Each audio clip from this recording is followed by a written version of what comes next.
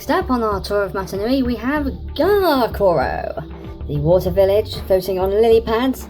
Not as many feasible recolors as I would like here. Starting off with Maku here in the classic matte blue and light blue colour scheme. When I was making these, I realised I can use a connector on the back to make a little tool store. Tool store? For this is just a fishing net and definitely not anything else.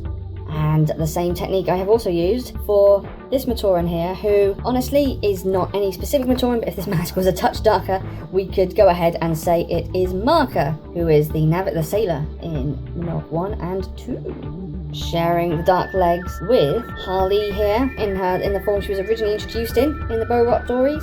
That's pretty cool. Up next we have a Matoran who could pretty much stand in for a number of different Matoran in Mnog 1, very early on in the game, who have this lovely little design with the Kakama, which I think is still my favourite mask. This could also be taken to be Nairita or Kai, if the colour scheme was inverted. Either way, even though it's like a straightforward colour scheme, I think it looks really nice with the yellow eyes. Moving on to Shasa, who I have featured before in a couple of other forms. I'm really happy to have the Jit mask for this one. She, I think, is a crafter or a weaver in Mnog 2, but in Mnog 1, she actually is one of the guards near the end of the game, standing by the doors, by the gate to Garkoro. And I've got Kailani here, who, well, I say Kailani. If the feet were a light blue, then this could be Kailani. That'd be cool. There's a lot of Matoran here that you can kind of make Mnog 1 versions of by switching up the colours.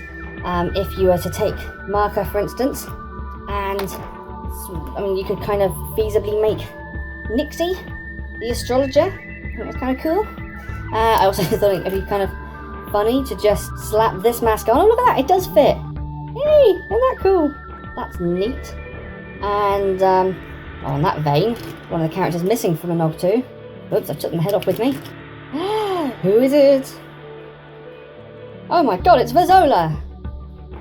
And possibly even Okoth. Now, I say that I didn't have the colours to make too many other custom ones. I would love, the most obvious one would be Kotu, of course, Turaga Nakama's right-hand Matoran. But to give you an idea of what I have tried in the past, I'm going to present to you these. These are my attempts at spray painting masks that I hoped would be a sort of a matching blue colour, but keeping the lenses see-through, like in the animations. You can tell they are slightly too dark and slightly too light for them, although I perhaps should have held on to this one to do some darker masks. But let's see how that looks, right? So we're going to take Harley here. Sorry, it's got a little bit of blue tack residue on it still, which I put around at the time that I was making the mask to protect the visor. That looks alright. It's kind of a bit more violet than it needs to be, but I think that's kind of cool. I think that's kind of snazzy. Get a focus on that. Yeah, that's cool. It's got block sinuses by the looks of it. And then, to give you an idea of what this one looks like, sorry, it's taken a little bit of... Gonna get Gali in here. Oh dear. Gonna get Gali in here? Hang on. Gonna get Gali up in here. Take this mask. There you are, and switch it out.